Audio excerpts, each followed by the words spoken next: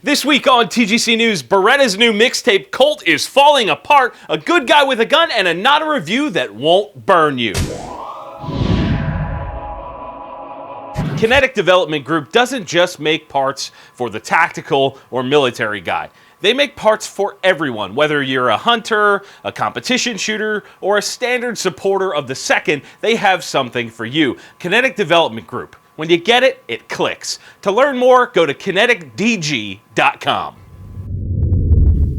Welcome back to TGC News, the only gun news show that covers things you actually care about. My name is Jon Patton. We've got a jam-packed show, so let's get to it. First up, Beretta releases a gun that originally popped up quite a while ago. I think it was a couple years ago at this point. The APX. Now, don't get me wrong. I think this thing looks fan-freaking-tastic, but they may have lost some of the steam over the months of not actually bringing it to the US market. Anyway, the gun sports a really unique look with some gnarly grip area on the slide, kind of chopped like a Toblerone. I don't know, it's really weird. And a nice contoured grip on the frame. They're claiming a low bore axis, which seems to be a growing trend these days, as well as the modular setup similar to that of a P320 or P250 from SIG in their lineup. Now, the trigger group is actually the serialized part, and the frame and other parts are meant to be swapped for different sizes and colors down the road. It has different back straps to give you the ability to have a gun that does the same thing Smith & Wesson has been doing for years. They also list different calibers as a benefit, but if we're to believe that nonsense, all we have to do is look at the ARX 100 and its huge lack of different calibers that they pushed initially and then realized it will only happen if the gun really takes off. The rest of the features like the trigger safety and pick rail are just standard fare at this point. Either way, I think this thing has a ton of potential. Beretta makes really good guns. There's no doubt in my mind about that. I think that if this thing is able to push through the crowd of Me Too polymer frame striker fired guns and go toe to toe with the likes of the P320 and the VP9, then it'll do really well. And at the reported price of $525, it actually has a chance. I don't know. What do you guys think? Is this on your radar, or do you just not care? Let me know down in the comments. And if you want to see a full review on the APX, check out the Military Arms channel. Tim is already putting one of those through its paces. And in rapid fire news, HK recently dropped their new line of SFP guns, which is essentially the European VP series. Specifically, they released the SFP9L and the SFP9SK.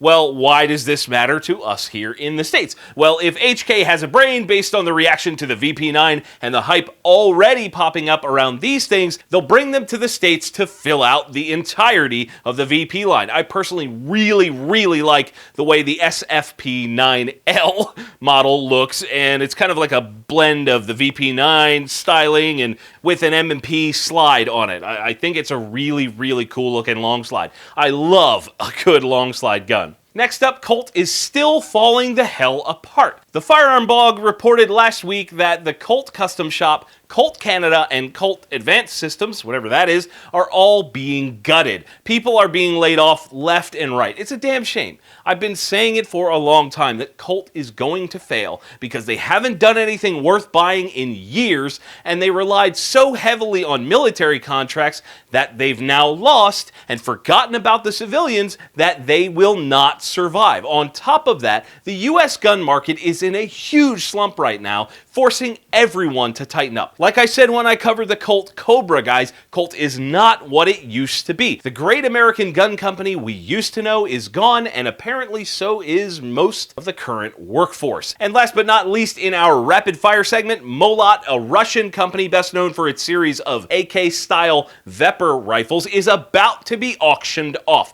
The company is failing. They filed for bankruptcy back in 2013, and since then, the company has not been doing well. I suspect a large portion of this has to do with the nonsense gun importation BS between Russia and the US over the last few years. Veprs are super nice guns. This is a damn shame. The price of the company is listed at a mere 1.5 billion rubles, which equates to about $25.7 million. I really hope someone comes along and rescues them, because the last thing we need is another great company to go under. But hey, business is as business does, I guess.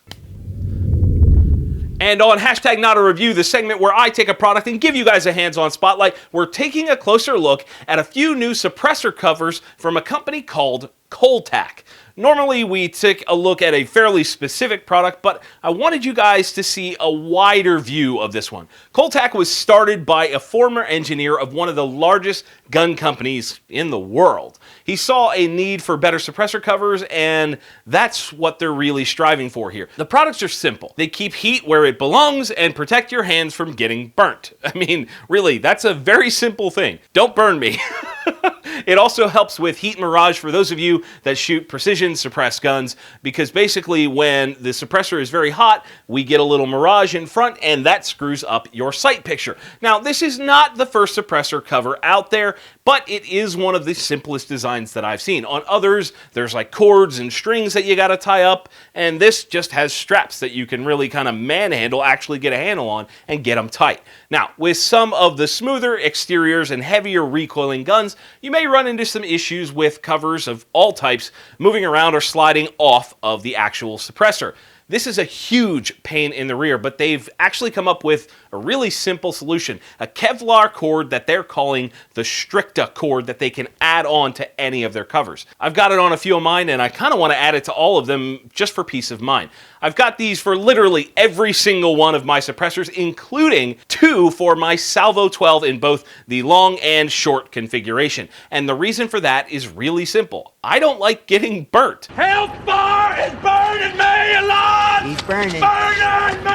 When you lead a fairly busy lifestyle like I do, you don't always have the time to wait for things to cool down after you get done shooting at the range. This, for me, is one of those products that's very simple in nature, but necessary for shooting with suppressors. I oftentimes will leave the range in a hurry, and I don't have time to go, oh crap, that can is still hot, I can't touch it, or put it away. Now, you'll see on my Bowers Verse 50 that there is actually a secondary layer that is in there to insulate the heat even more as part of their high temp models. I'd honestly recommend that for any can that you plan on putting on a semi-auto rifle. It just adds another layer of protection, and semi-auto rifle cans get super hot super fast. And now my favorite part about Cole-Tac as a company. Every single one of these is made to order. You pick the colors of the exterior and the straps, and they make it and get it out to you. I picked all the different color combos that I currently have. I love that level of customization for something that's relatively affordable. They even worked closely with me trying to find a good pattern for hunting with my Salvo 12. Now, for those of you that really don't like the look of covers, or you just don't want to deal with it, you can actually grab what they've come out with now, which is a series of pouches that have literally the same stuff on the inside. It's all about putting stuff away when it's still hot and not having to worry about melting anything to your can, including your skin. If you want to learn more about these suppressor covers, hit the link down in the description to head over to Colt-Tac.com. To see more product spotlights just like this one, check out the Not a Review playlist on YouTube. Now for our good guy with a gun story for this week. March 1st, in Fort Smith, Arkansas, a 41-year-old sex offender and meth head named Michael Woith, yep, that's his last name, Woith, sounds like a cartoon joke, decided that it was a good idea to run in and out of traffic and cause a ruckus at local businesses, like knocking over displays and generally being an a-hole. At one point, he decided to go into a place called Fort Smith Blueprint, which makes blueprints, super creative name there, guys, and threatened the employees with a large rock. He was apparently shouting about the police chasing him and some nonsense about assault rifles. It was at this point that one of the store employees, feeling the situation escalating, drew his 9mm handgun and pleaded with the man to stop and leave. He said he really didn't want to do anything. Please leave, get out, etc. He was shouting at the guy. Then the idiot attacker said, "You're just gonna have to kill me," raised the rock up as if to strike someone with it, and it was at that point that the employee fired a single shot into the shoulder of the attacker, who then dropped the rock, kind of threw it on the ground, and ran out of the store. I think the lesson here is that this is a situation where the assailant made the decision for the man to shoot him. He tried to de-escalate by giving verbal commands, and the guy kept coming, so he got shot. Now, I would have probably said that the guy might have deserved more than one round, but I wasn't there, and much like every other time we talk about these stories, we will never know every single detail of the story. What do you guys think? Should he have shot more, or should he not have shot at all? Let me know down in the comments, and while you're doing that, be sure to stick around until after the break for another friendly fire question. Savoir Leather offers some of the highest quality leather holsters, and they're made right here in the USA. With hundreds of different art styles and combinations, you'll be sure to find one you love for just about any gun you own. To get free shipping on your next order, use the code TGC1 at savoirleather.com. This week's friendly fire question is from Robert Evans on the TGC Facebook page, and he asks, who has been the biggest influence to you in the last 10 years of the gun portion of your life? Not your influence for TGC, but for me as a person. I think that is a great question because I think the answer might intrigue a few of you. So to be 100% honest with you guys, I didn't buy my first gun. I didn't buy a gun for me until 2009. What? I had guns as a kid and I shot with my dad and my brother, but never was really a shooter, more than just some fun in the backyard. Back then, I was getting out of the car scene and was looking for a new hobby. My good friend, who I will refer to as Mike B from the Chicago area, invited me to come shoot some stuff that he had while I was in town, and of course, I wanted to try all the cool stuff from video games, so I took him up on that. I had shot a few things back home on the East Coast, but nothing like what Mike had. I owned a Smith & Wesson 686 Plus at the time, but that was it. Then I shot Mike's Desert Eagle, and his AR-15s, and his piston guns, and a Sega 12, and a bunch of AKs, and a bunch of other stuff on top of that. I was hooked. And more importantly, I was hooked on Big Bore. I blame Mike for that. It wasn't much longer after that trip that I bought my own Deagle, and my collection has been full of unique guns ever since then. I attribute this to Mike showing me that guns can be a lot of fun and that you don't have to do things the same way as everybody else. I feel like so many people get caught up in what's cool and not what's cool to them. I've been talking about this for a while, but when I actually get the opportunity to show you guys my entire collection, this may make a lot more sense. I feel like we just kind of had a real men of genius moment.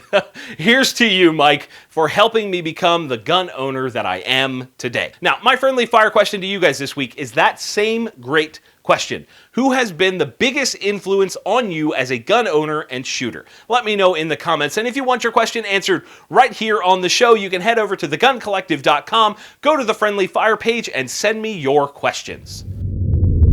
And that is it for this week's show. Guys, if you enjoyed the episode, be sure to hit that like button and share it with your friends. If you didn't, let me know down in the comments below. If you haven't yet, get subscribed. You won't want to miss a single week of the show. And as always, thank you all for watching. We'll see you soon. The shirts worn in today's episode of TGC News were provided by Patriot Patch Company. Click the link in the description to learn more.